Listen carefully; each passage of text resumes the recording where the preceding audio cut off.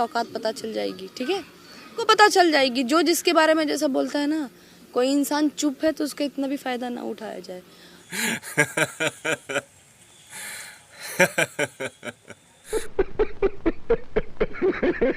Sorry भाई, मैं बात करने वाला हूँ जो कि आप लोग जिस वीडियो को देखे हैं उनका नाम है आकांक्षा दुबे। जी हाँ, जिसके बारे में बात करने वाली वो है trending hit machine Khesari Lal के बारे में। अब उनका इतना हो गया, इतना फैन फॉलोइंग हो गया कि उनका औकात देखने तक आ गई हैं। वह आकांक्षा दुबे वही हैं जो कि खेसारी के सामने हाथ फैला के काम मांगे, उनको काम दिए, जिस सॉन्ग का नाम था नाच के मलकिनी। अगर याद होगा तो आप जरूर जानती होंगे।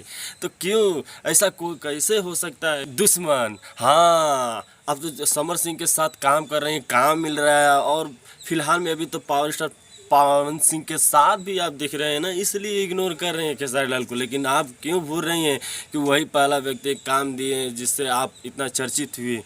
पर आप एक बात पे हंसी आ रही है, और आप भी एक ही गाना शूट करता है जो कि खेसारी लाल आपके साथ गाए हैं। ये गाना रहा के 2 रुपया के सामान हो, चाहे करे लुए तना गुमान हो।